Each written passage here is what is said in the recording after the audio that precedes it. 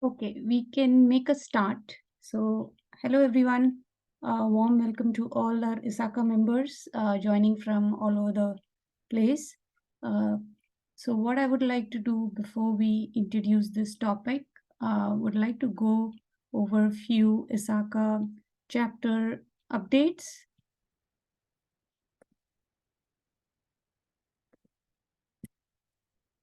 So we have some upcoming events and scholarship. We have posted this in LinkedIn. So we would like you all to consider this CDPSE certification, and we have the dates up there, 29 to 30th September. We have these upcoming certification courses. So CDPSE, CISM, CCAK, IT audits, CRIX, CISA. So again, we have the dates out there. If you have not registered, I would encourage you all to do that. So I wanted to talk to you guys specifically on this event. We have it on next Saturday, 7th October. It's a global ISACA community day. So we would like you to participate based in London. We have sent to invite most of the people who have participated in the last year. So if you would like to sign up, please sign up using this link. There are communications would be followed by our communications team sooner, but this is some really great event to look forward for. We have next week some more events coming up, webinars. We have a joint event with our ISACA Luxembourg chapter. It's again a great event about bank and fintech. There are communications gone out there. We have a global conference of Europe between 17th and 19th. Again, if you have not signed up, it's in Dublin. It's an in-person event. So I would, if anybody is interested, I think it's still open. You can go and register. We have some more events coming up in November. So we have one very interesting from Verizon PCR Insight Report. And then on 9th, we again have a cloud migration and visibility and continuous control. Again, great events to look forward for. Please register as you see LinkedIn or email posting from newsletters. I would again encourage you all to register. Few housekeeping before we start. Please check your Q&A box, post your questions. Common questions which is always asked, will I get my CPs? Yes, you will get your CPs. It's 1.5 hours. Again, presentation slides and the recording of this event, in case anybody has missed out, will be posted. Please keep checking for all future events. So I've already called out some of the events. It's always posted in our ISACA London chapter, and Eventbrite notifications once you register. So with that, I would like to now introduce our speaker. So thanks for joining us this evening.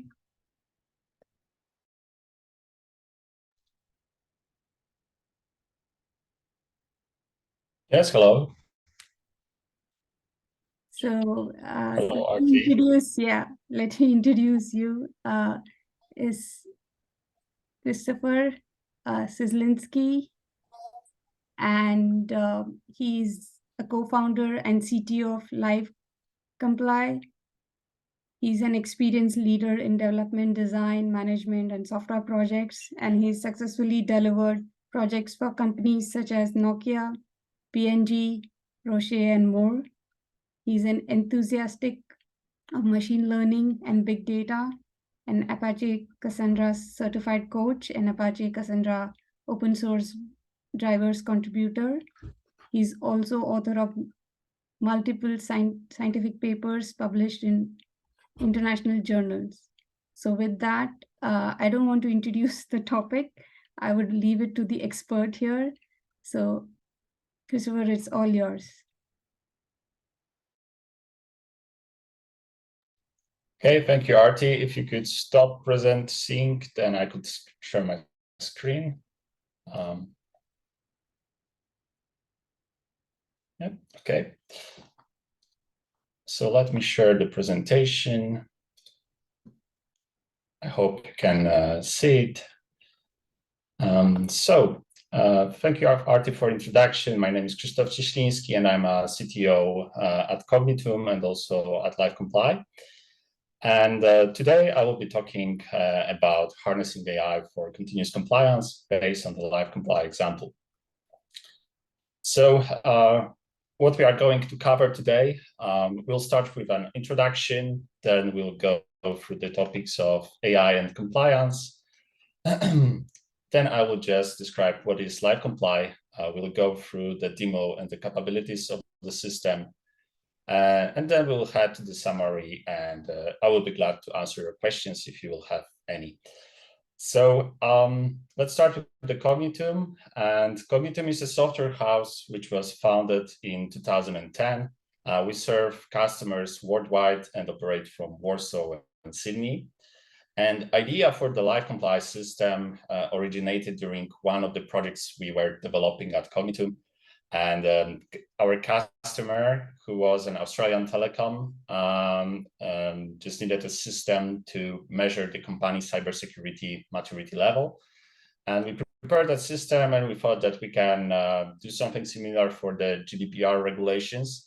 And we just get beyond of the initial plans for this project, and this is how the LiveComply was implemented.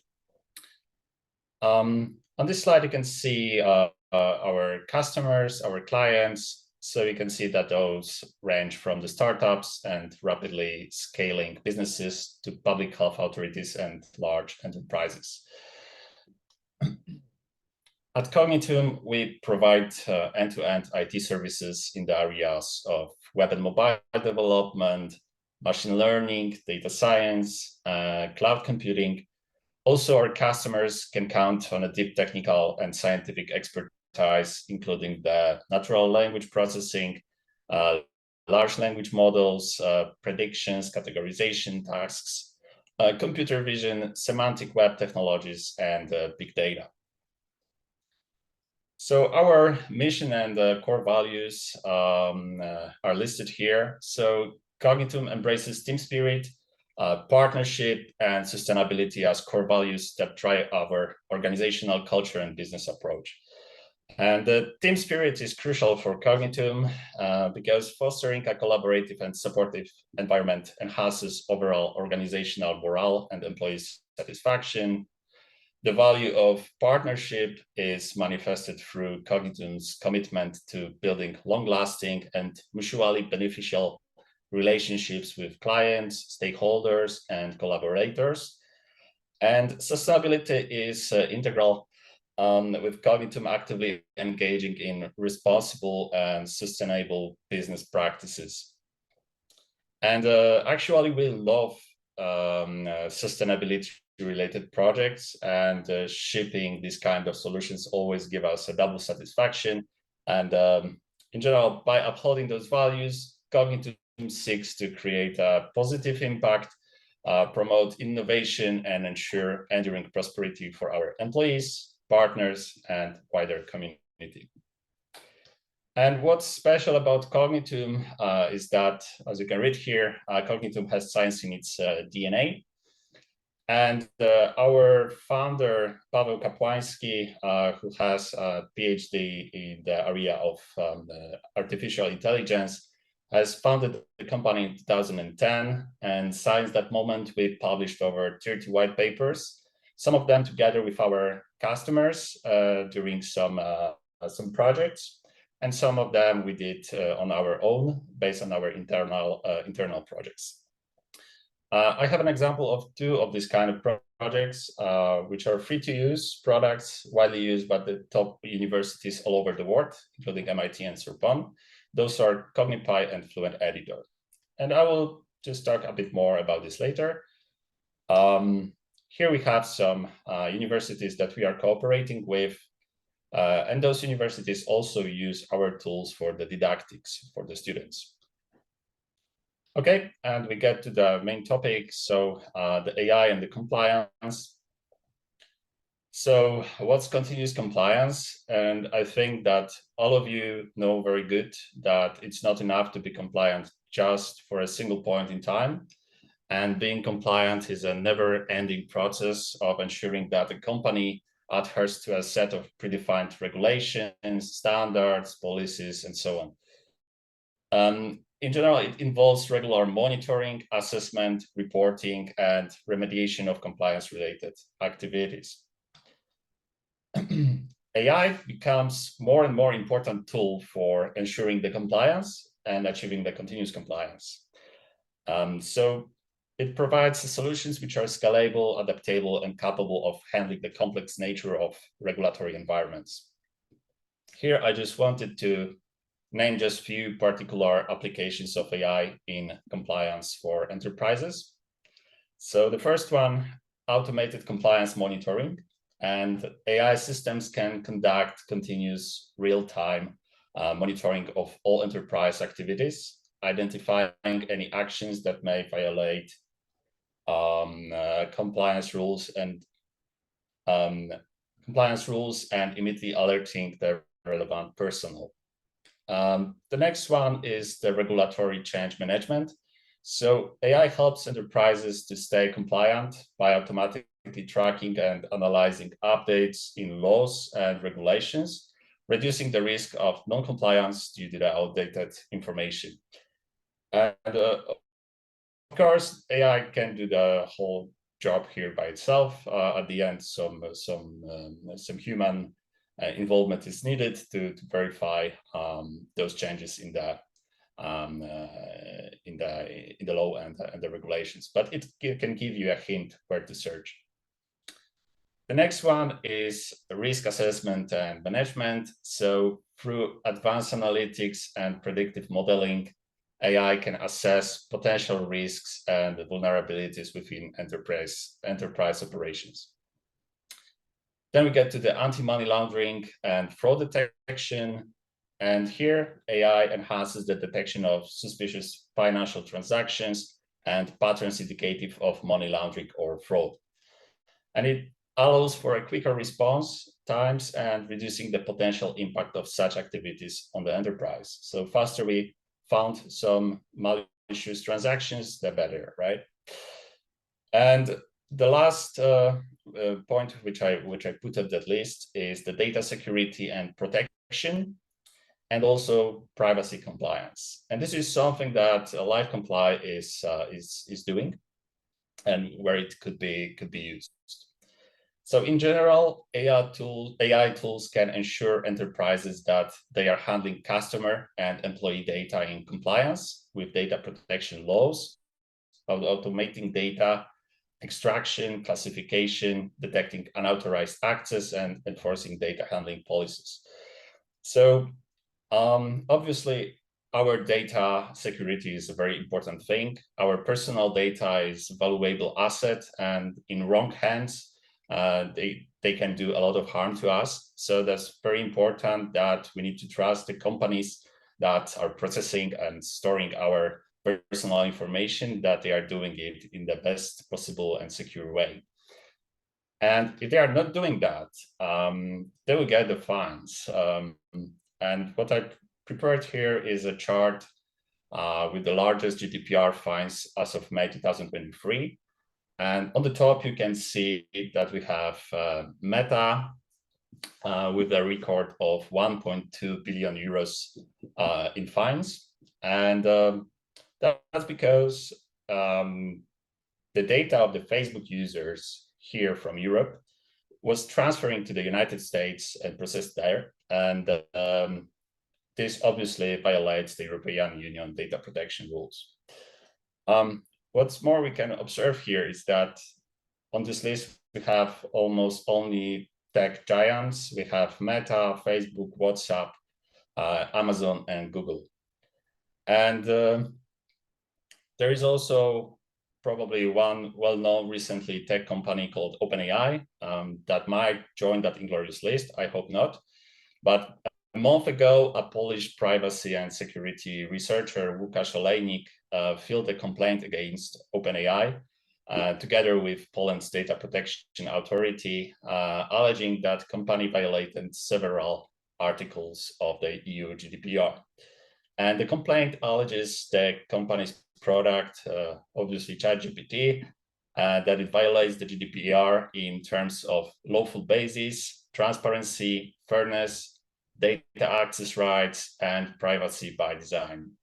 So we will see how this will end up, but for sure what OpenAI achieved is a great breakthrough in the sense of or in the field of the artificial intelligence. And another success was that how rapidly they grow in the terms of number of users. So they gathered 1 million users just in 5 days. And for comparison, Netflix needed 3.5 years to achieve this, Twitter 2 years, and Facebook 10 months.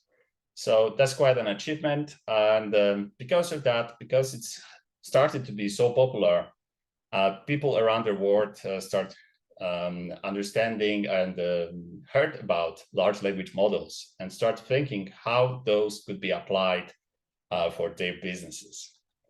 So we could start with here, or maybe not start, but we can just discuss a bit what are language models. So those are, in fact, the deep learning algorithms that can recognize, summarize, translate, predict, and generate content using very large data sets.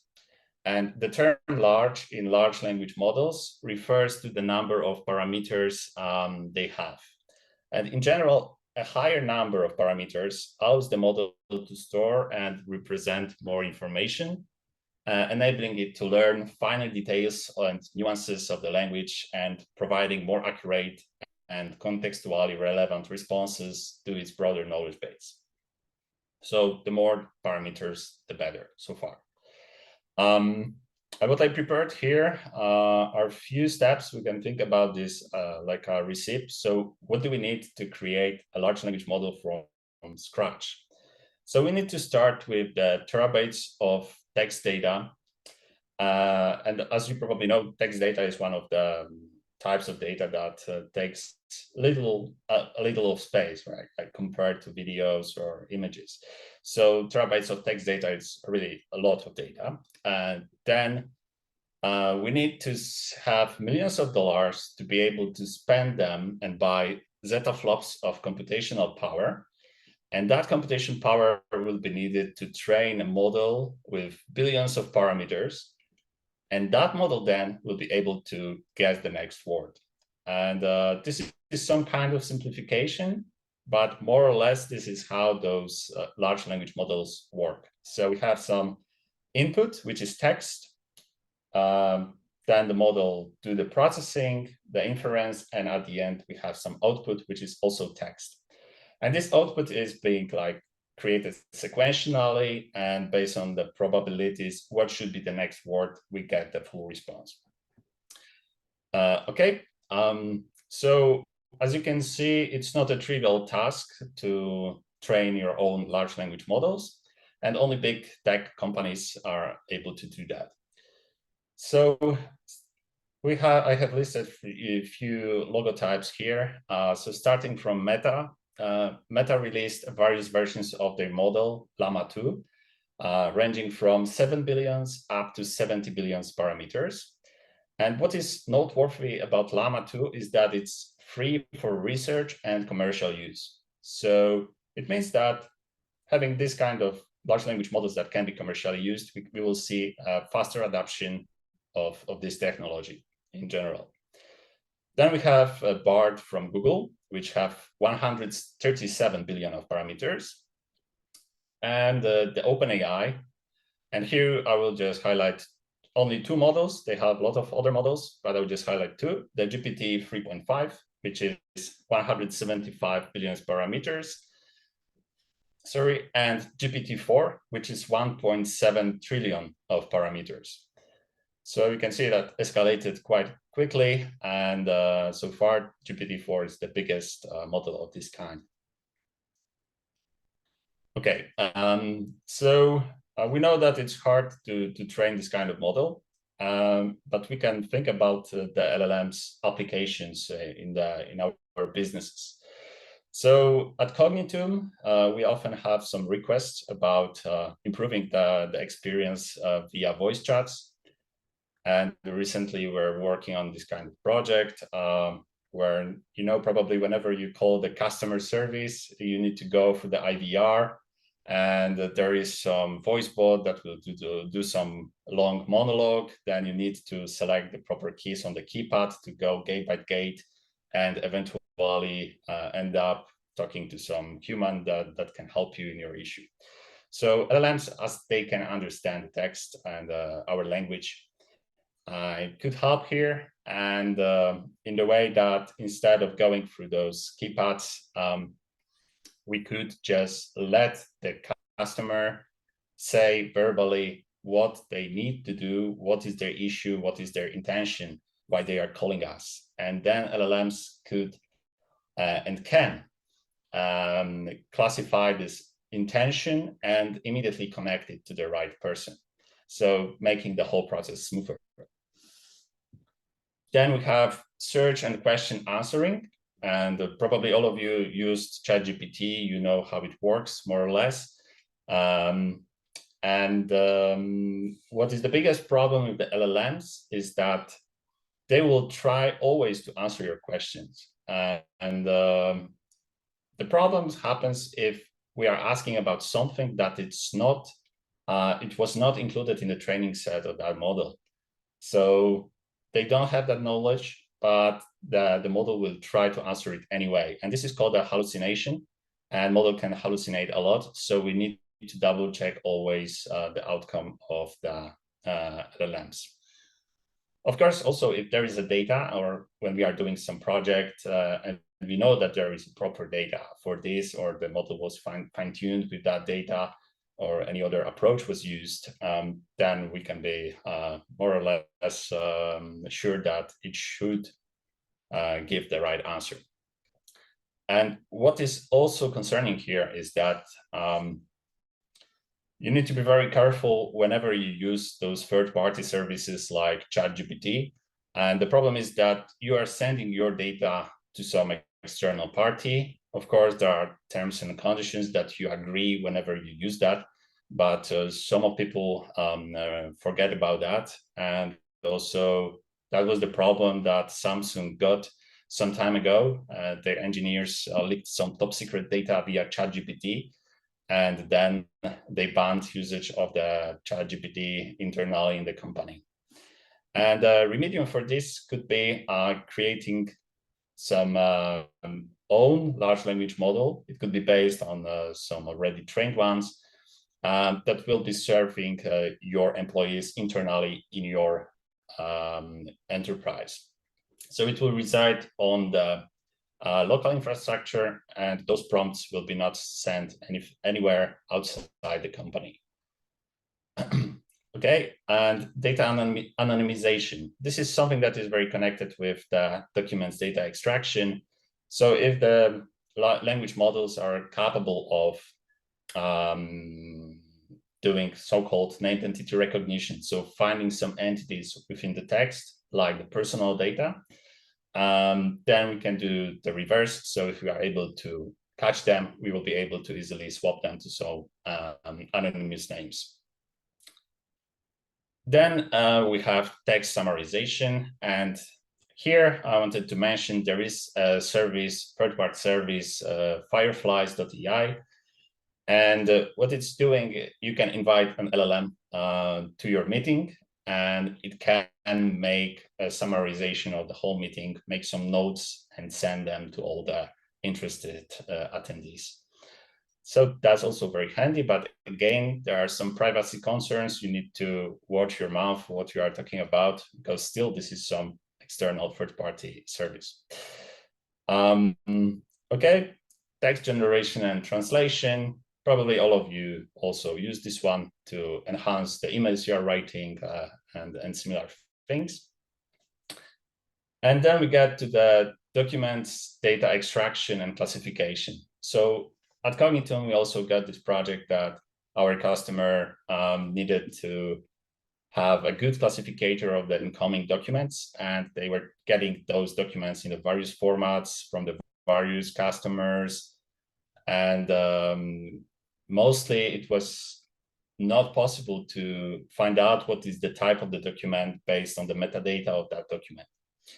Some of them were scans and so on. So actually you need to read the document, and this is what the employees were doing. They were just reading the document to find out what is this document about. And here language models can also help in doing this kind of classification. And when we know what is the document about, then we also probably know what we want to extract from that document. And this is something that large language models are very good in. And this is also something that LiveComply is doing. So what is LiveComply? So LiveComply combines all of those things that I mentioned before.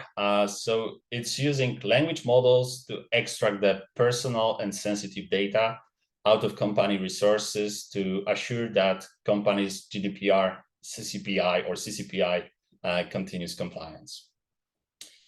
So LiveComply utilizes artificial intelligence to identify and flag instances of personally identifiable informations, so the PIIs, within the organization.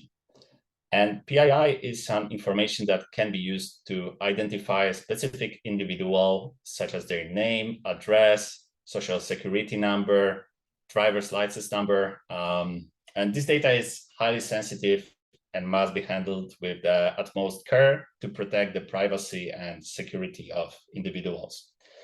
So LiveComply is specifically designed to support data protection officers and administrators in carrying out their daily responsibilities with greater ease and efficiency.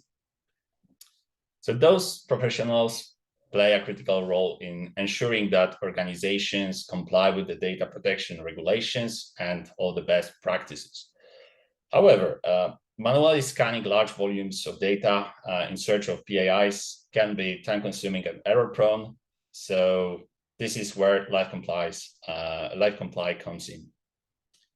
So by automating the process of PII detection, LiveComply as a continuous compliance tool significantly reduces the workload for data protection professionals, freeing up their time and resources to focus on their critical tasks.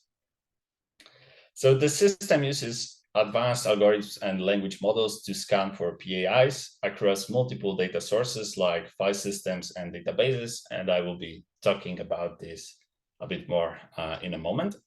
And here you can see the team behind LiveComply. So we have here researchers like Paweł Kapłański, Krzysztof Wróbel, Aleksander Świetnicki, Paul. And what's important here, Krzysztof and Alexander, those guys are one of the top scientists in Poland in the field of natural language processing. They are actively working on the universities and where they are doing their research job. And they are very, very, very smart guys, and it's very good to have them on board. So next, the LiveComply business cases. So what you can do with the LiveComply is you can automate the data discovery. And usually large enterprises often use numerous systems of servers, databases located in different regions globally, and mapping actually where personal data resides and ensuring it's processed and stored following all the GDPR rules can be complex and resource intensive. So that's the first one. The second one can implement continuous monitoring. So continuous monitoring helps in proactively identifying and addressing compliance gaps and issues before they escalate into serious violations, reducing the likelihood of regulatory enforcement, actions, and fines. So especially in big enterprises where we deal with high volume data, which is dynamically moving around the company, we need this kind of continuous monitoring tool to keep an eye on this data and our PIIs. Okay, the next one is the possibility to execute the right to be forgotten. And under the GDPR, individuals have the right to be forgotten, which means they can request their personal data to be erased from a company's records. And to comply with this, businesses must have the systems in place to promptly and effectively delete user data when requested, or at least know where for a given persona the data is stored. Okay, the next one, customers' data consolidation. And by consolidating customer data, we are achieving a unified, accurate, and a consistent view of customer information, which is vital for analytics, reporting, and compliance. And this is also connected with the possibility to execute the right to be forgotten, as if what we need to know is that where the PII connected with the given user, customer, where all this data resides. And it can reside in multiple systems all over the enterprise. So we need just to find all the places where it is, map it together, and if there is a need, this data could be deleted then. Okay. And a quick highlight of the system components and how LiveComply more or less works. It's not everything here. It's quite just an overview. So we can say that we have three main parts, which is Harvester, Core AI, and Dashboard. And Harvester application is a data entry point to the LiveComply system. And we can have more than one harvester, and I'll be talking about this a bit later. And the main objective is to collect all processable text data from a specified data source and send it to the messages broker for further processing. And there are different types of harvester modules. Each are specialized in a different data type, data ingestion. So it's possible to have, for instance, the harvester that is going to crawl the file system, and this module collects all the text files from the file system and is compatible with Windows, Linux, and Mac OS. And it crawls over all the folders, subfolders in a recurrent manner, starting from a specific place, or if not provided, the whole file system. So we can select that we would like to just scan everything, or maybe some particular drives. And also, depending on the client infrastructure, it can be installed on the main company server and or employees' computers. This thing is very important because nowadays, employees very often has some excess data on their computers, and that's a big problem for the company. By scanning those computers using LiveComply, we can quickly detect that fact and act about this. Okay, so we have also harvesters that can connect to the different data sources like Amazon S3, Google Cloud Storage, and Azure Storage. We can also connect to the we have also OLEDB harvester, and this module collects data from the relational and non-relational databases, which are supporting the ODBC and OLEDB standards. Okay, so that's the harvester. That's the way how we are collecting the data. And now about data processing, which is done in the Core AI module. And this component applies language models aimed at detecting the personal data. And the machine learning model consumes the textual content of the documents and identifies the pieces of text that refer to people, places, organizations, and many specific types of personal data, like email, phone, social security number, and so on. It combines this data also into the personal records. So the identification is performed by language models applying state-of-the-art approach. And in the process, we have created and labeled separate corpora for Polish and English language that models were tuned on. So we hired some annotators to annotate the corpus of the documents and use that to train the model. And so the detected information is represented as the spans of the text with the detected type. So it could be like first name, organization name, social security number, and so on.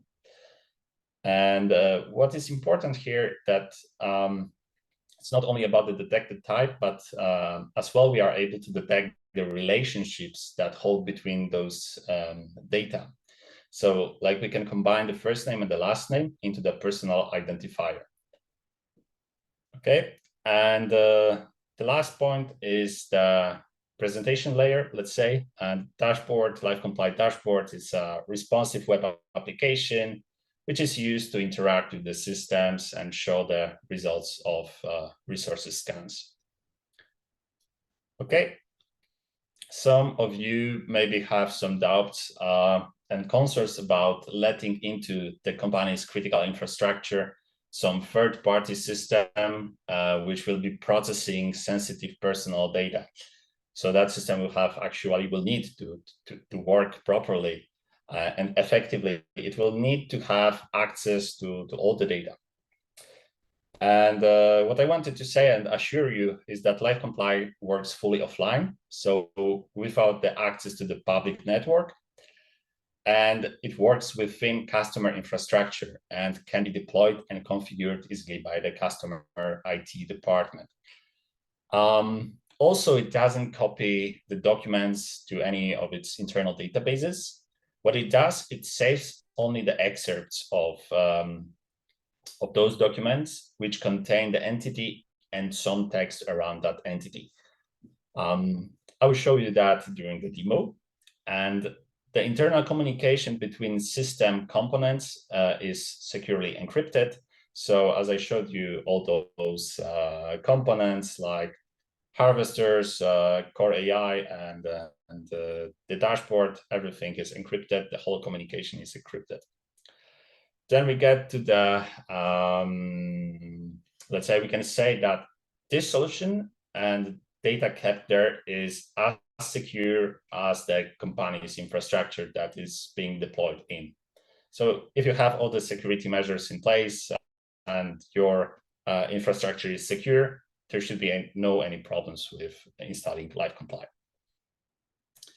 Okay, so what kind of entities LiveComply is able to discover? And obviously we have the personal, which is like surname, first name, and PESEL. PESEL is actually the Polish national identification number. We have also date of birth and so on and so on. And then we have also sensitive personal data. And this sensitive personal data, if you have that kind of data without proper consents, that will lead to the immediate investigation, which usually ends up with a very high fines. So this is very sensitive data, like the data revealing racial or ethnic origin, but also our health records or information about the convictions and offenses. And we need to keep an eye on this kind of sensitive data all the time.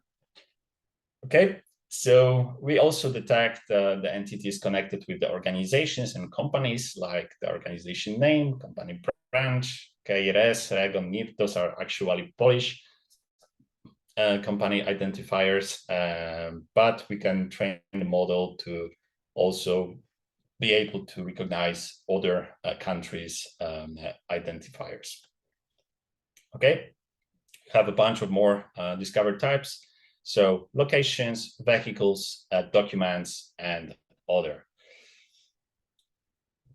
Okay, so as I mentioned before, LiveComply also detects the relations. So those can be like easy one, like here, we have some family connections like mother, father, daughter, son. But also whenever we have some documents, some legal documents, we also are able to make a relation between the people that are mentioned in that documents with the, let's say, the party that they are representing in that document. So if we have sellers, buyers, and so on and so on. So what you can see here is an excerpt from Live Comply.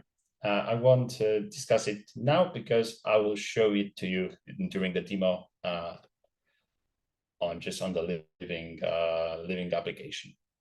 Okay, so before that, I just wanted to share also the results of the benchmark. And we conducted that benchmark comparing the Live Comply with similar tools like similar tool, which is AWS Macie. We checked the performance for the two languages, Polish and English. And the compared system were tested on a number of data sets. And for the English, we got PDFs with personal data from the internet and collection of contracts in English. And for Polish, we got also PDFs with personal data from the internet and a large number of Polish judgments containing multiple types of personal data. And although Live Comply detects a large number of fine-grained entity types, which I mentioned before, the comparison included only the basic type of the first and the last name. And that was for Live Comply and just name for Macie. So just to make this comparison fair for Macie. So Macie only detects the names. It does not distinguish between the first and the last name and detects them together. Okay, so we compare the systems on a full name, even though for Live Comply, this means that detection of separate entities, so the first and the last name, and combining them through a compositional relationship. And as you can see on the chart, so it shows the F1 score for this full name detection.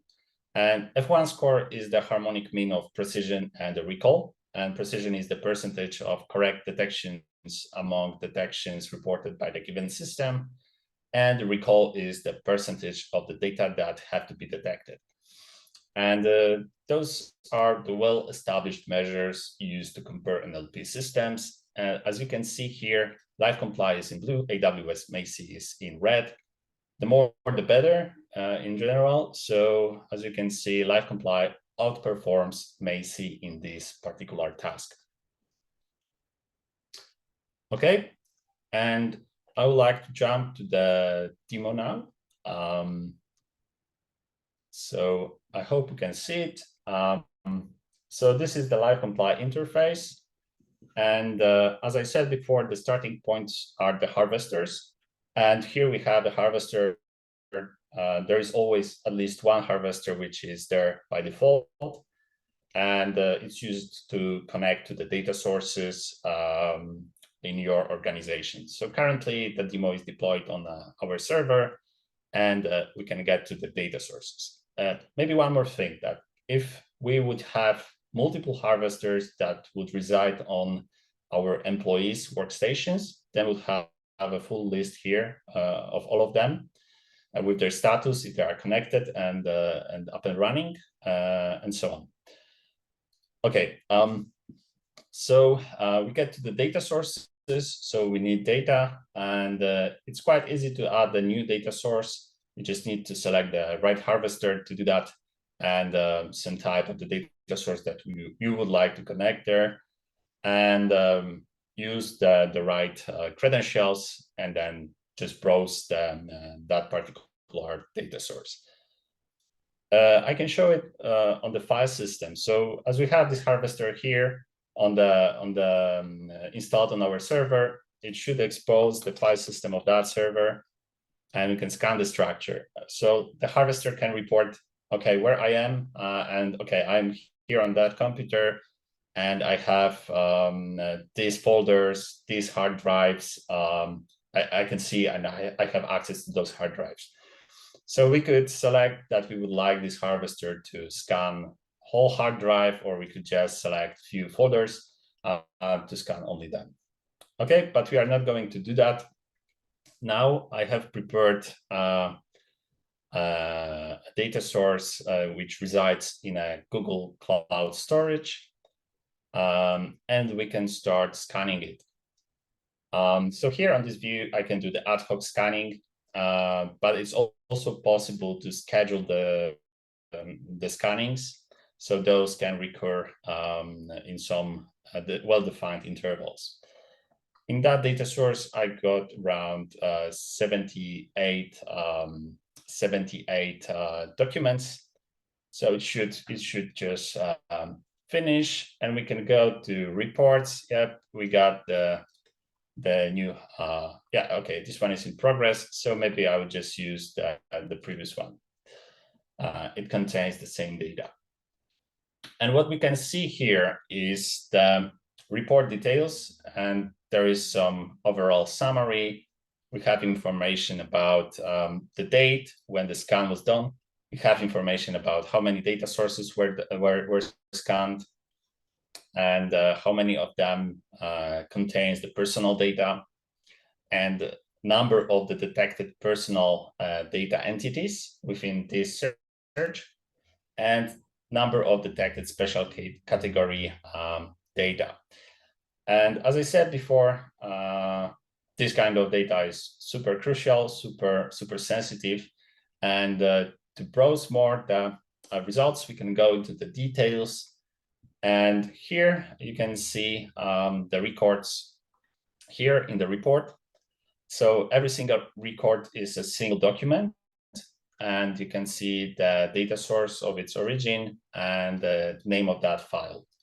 Also, then we have the data category. So it lists all the types of the entities that were matched in a given or detected in a given document. We have also a search engine here. So for instance, we could just search for some particular entities, and especially some PIIs connected with some personas. So let's say that I would need to execute the right to be forgotten for Jan Kowalski, and Jan Kowalski is Polish John Doe. And we can just search for all the documents which have the information, or in the other way, for which LiveComply detected that there is some personal information connected with that particular person. Okay, so let me go now into the details of one of the files, so we can see how model works here. Okay, so here in the details, we have another table. There is the data category, then we have the entity and some fragments. And those fragments, it's something similar probably for all of you, what you have seen, for instance, in Google. Whenever we just query for, so search for some phrases, it shows it in a similar way. So just an excerpt of where we match the entity and some data to the left, some data to the right. Okay, so the data category is just the category of the entity that we matched. Here we have some number of the document. Then there is entity, but it's not connected with any entity. And we have this fragment. Okay, so what is more interesting here is that let's us read maybe this excerpt. So I have carried out a detailed medical examination of the patient Jan Kowalski with PESEL number, which is living at 11 Lazurowa Street in Warsaw.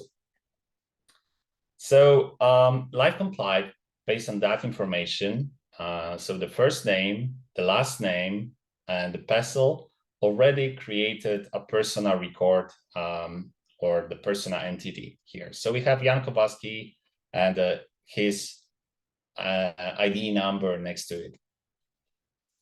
And you can see that further findings which are connected with Jan Kowalski, such as building, street, city, birth date, are relevant to that person, right? So we know that Jan Kowalski lives next to Lazurowa Street in Warsaw, and was born on that date. So that information is already connected with that entity. Okay, and what is, okay, we have also the legal personality here, which is LiveComply detected that Jan Kowalski in that document legally is a patient.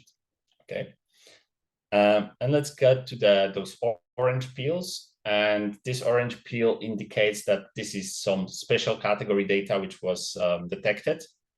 And let's read through this excerpt. I make the following findings. Patient Jan Kowalski has been diagnosed alcoholic for approximately 10 years, and alcoholism is a chronic disease characterized by alcohol dependence, and so on and so on. So you can see here that LiveComply detected in a proper way that Jan Kowalski has been diagnosed for being an alcoholic, and it connected that with the entity of Jan Kowalski. So now the system knows that in this document, in this data source, we have sensitive information about Jan Kowalski.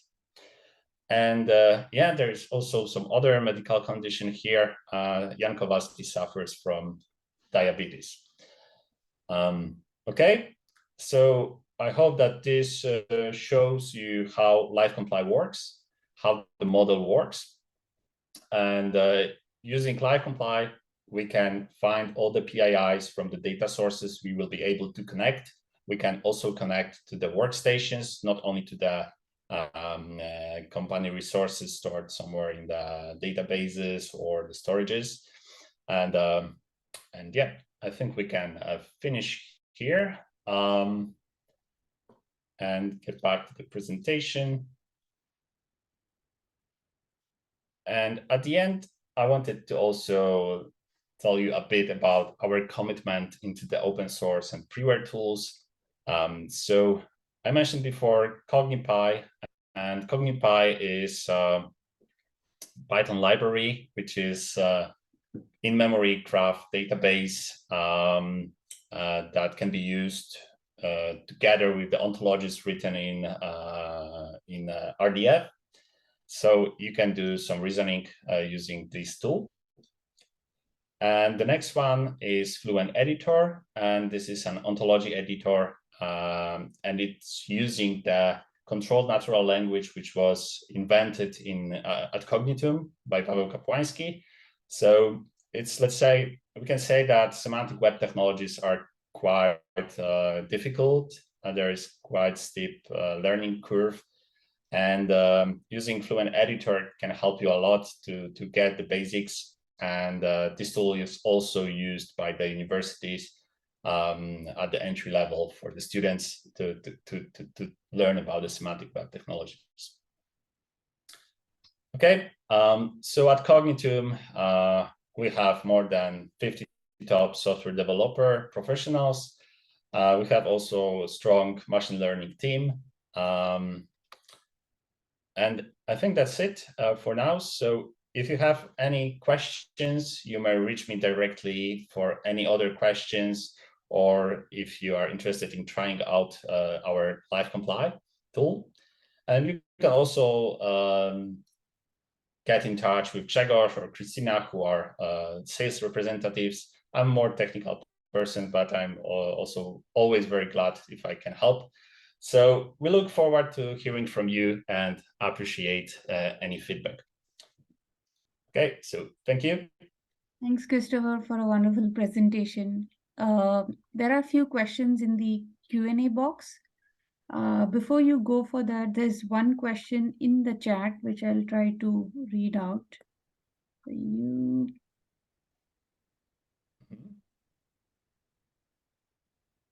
So one of the attendee asked that you mentioned that AI can help with continuous monitoring, but how can one audit the AI to get comfort of the results of AI can be relied upon? So this is a typical auditor question. And how can we rely on AI? Okay, so this if is you could in the repeat the chat. question, or Yeah, so I'll just read it. You mentioned the AI can help. Okay, so I can go through the questions that I have here in the questions and answers. So some anonymous attendee asked, you noted AI can be used for data security, protection, and privacy compliance, which are risks an AI system itself may present. What are the main risks to be considered in implementing and operating and AI systems used for compliance? Okay, so it always depends what this AI is doing, if it have the full power to make the decisions and so on. Based like on an example, based on the example of Live Comply, here what we are doing, we are just detecting the information, right? So we are not doing any decisions. The data officers are the ones that are going to use that tool, and they need to verify how this particular software works and if they can trust them. So what I said before, there are always those privacy concerns, and if your tool that you are using is some external tool, you need to be very, very careful to know what kind of data you are exposing out from your company to some third party, right? And if you really can do that. And this is like the case with the ChatGPT that I mentioned before. So usually, if everything works within your infrastructure, that's already a good thing. You have less risks of getting these data leaks and so on. And yep, that will be my answer. So the next question, what are some of the security requirements that you will recommend AI third-party or service providers need to meet apart from data protection for security assurance?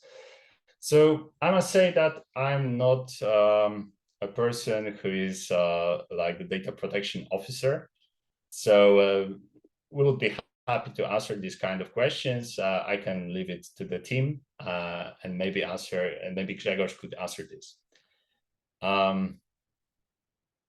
Okay, what are framework will you recommend for researchers?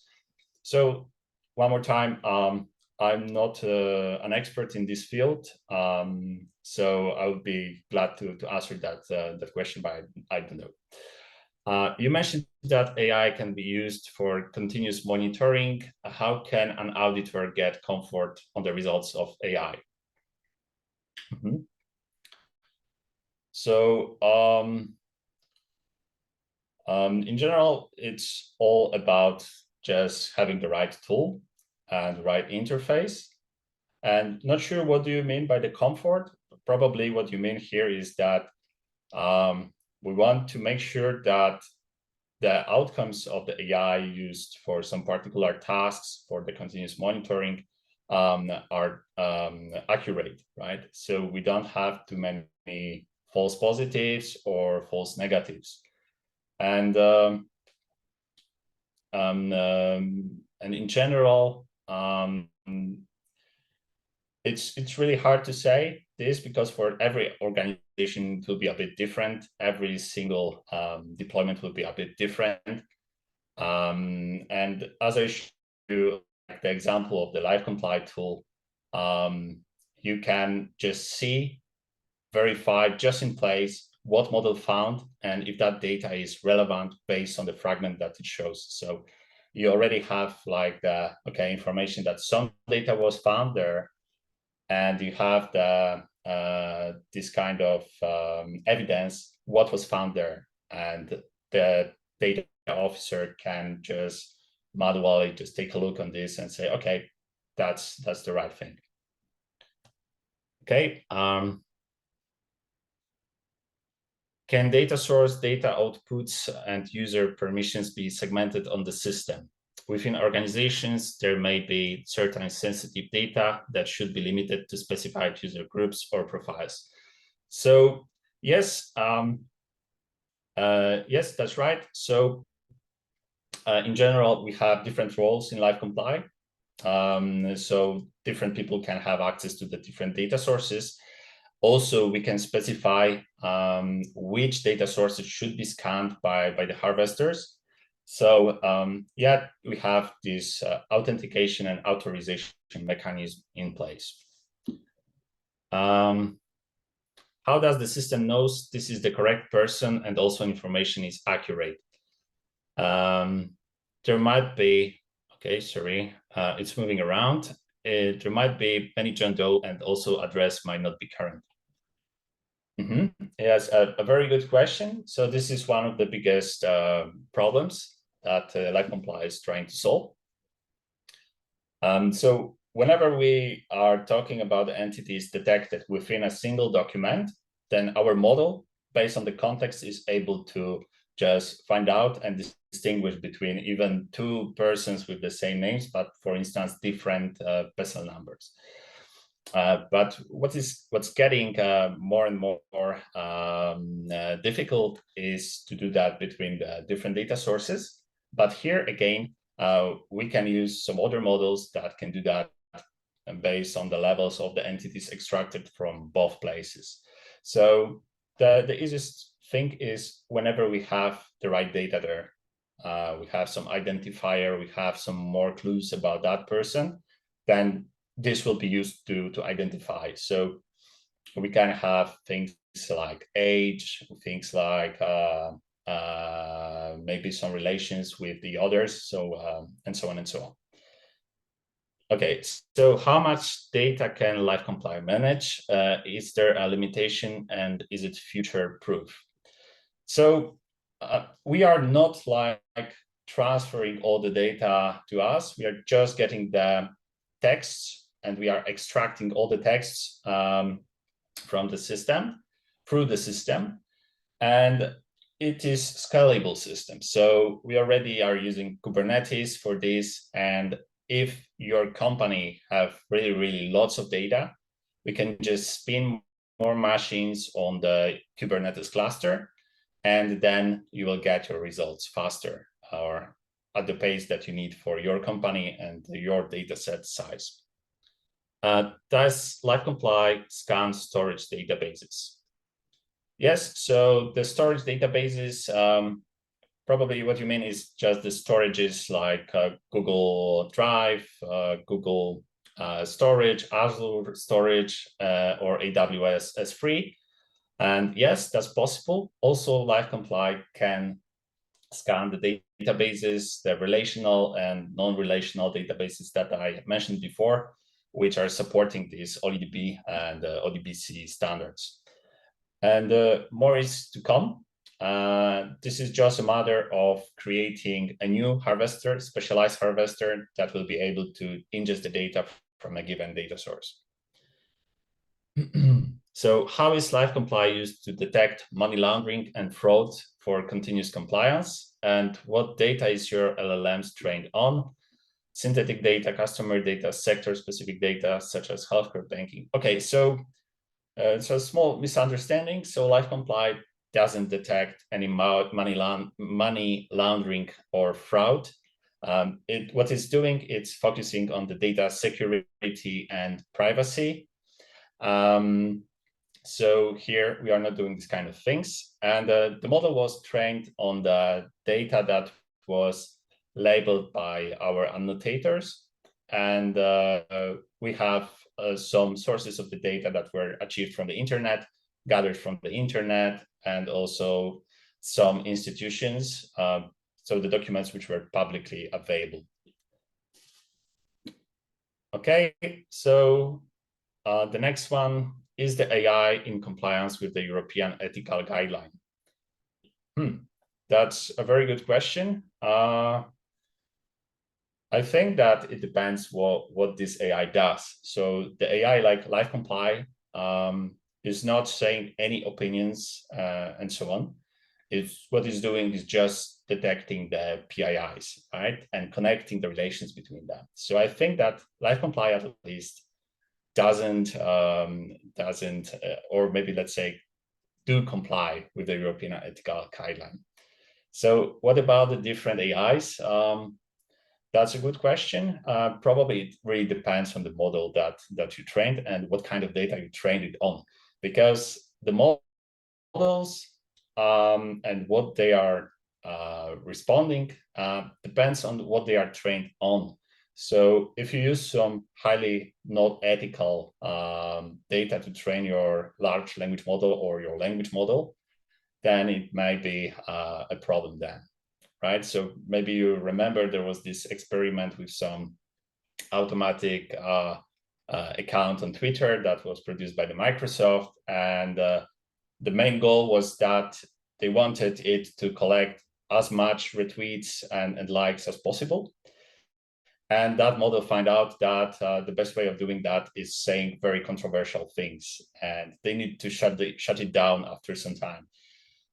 So one more time, it really depends what the AI is doing, what was the training set. And it's hard to say, like, in general, because still we don't have the artificial general intelligence, right?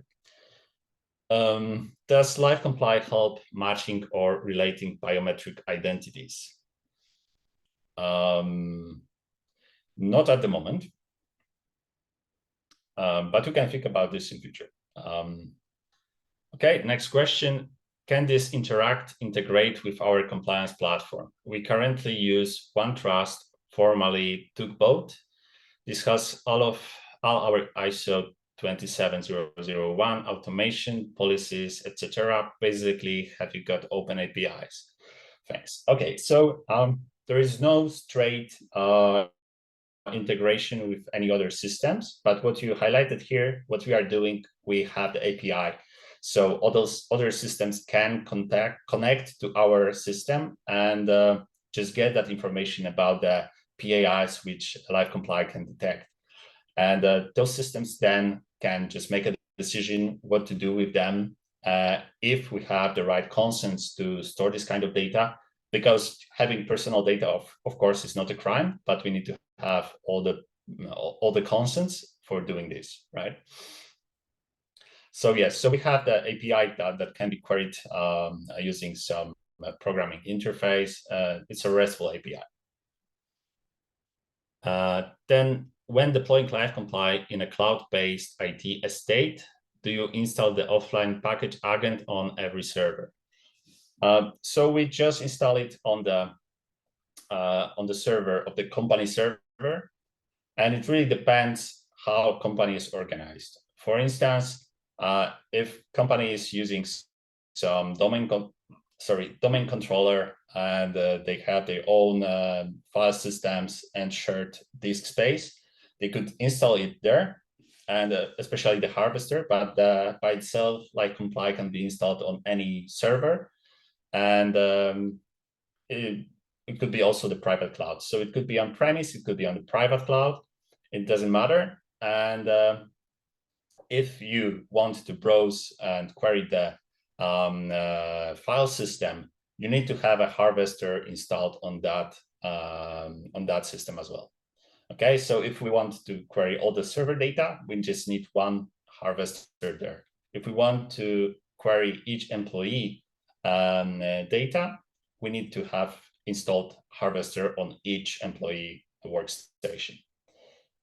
Okay, and attached to that question, is it also a SaaS solution, Comply? That was asked in a chat, so I'm just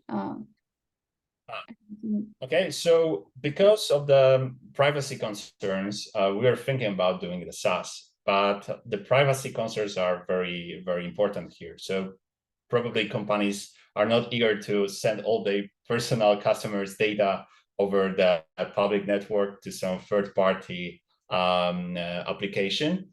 So that's why we prefer, and our customers prefer, the on-premise deployment.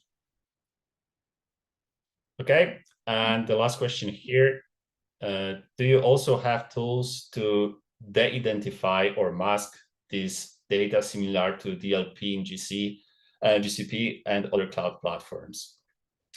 Yep, so this is possible. It's not implemented yet. We have some, let's say, simple tool to do the anonymization. We can do some kind of tokenization and then store the data about those PAIs using some tokens. And the Live Comply will be able then to just decrypt, or let's say decode those tokens to find out what is the exact data within that token.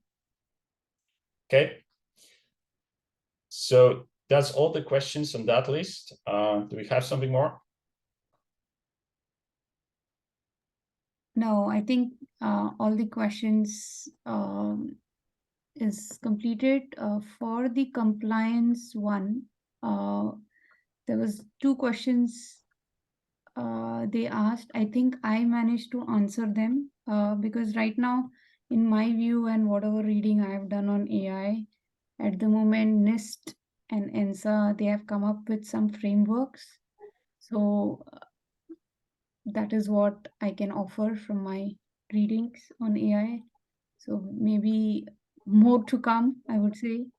But yeah, we can always reach out to Christopher if we have more questions. So I guess any more questions anybody has? I think I've covered from the chat also. I don't think I've missed any one's question. And I'll repeat again for everybody's benefit who's joined in late. You will get your CPs and you will get the slides and presentation and the recording uh, from us as always.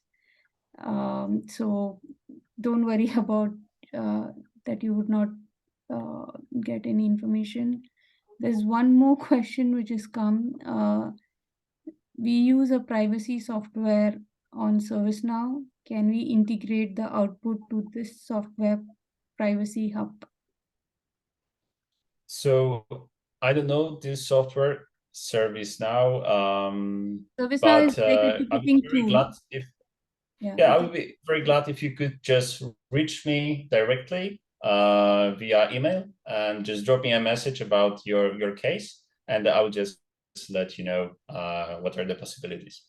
correct. So typically it's a, the incident and change management and everything, basically all the ticketing systems in ServiceNow. So any integration possible with other systems. So not just ServiceNow, I would say other systems where you do network monitoring or you do other compliance monitoring from other dashboards. Is that something integrated with your solution? Even that So was. as I said, it's possible to integrate with Live Comply and its capabilities to detect the PAIs. So we could like connect to any data source, and if that data source like contains the data from some third-party some other services, that data could be queried as well, right? So that's one of the ways, and the other way is that you could just send some particular documents just one by one to the Live Comply, and of course it depends on the volume of your data, and then get the response via the RESTful API. So there are these kind of possibilities of integration. Yeah. So thanks for that. And I guess we are done in terms of questions. So again, I take opportunity to thank you for your time, sharing your product knowledge as well as actually giving us some insights of for auditors. And I believe a lot of people have those burning questions because AI is now suddenly a big thing and everybody wants to look for compliance because ultimately how can you rely on the information when it is being, whether it's a supervised or unsupervised kind of thing. So thanks for putting out there, and I guess we shall continue to have more engagements on AI because more to come, I would say. So thanks, guys. I would Thanks. be happy to visit Yeah. you again, and also if you are looking for some information about AI and so on, you can like our pages on LinkedIn, Cognitum, and Live Comply. We are posting some from time to time some information about it. So you're more than welcome to do that. So Yeah. And also thank you, Arti, for the invitation. It was a pleasure to be here, and thank you everybody. And have a good evening. yeah, thanks everyone. Thanks for everybody's time.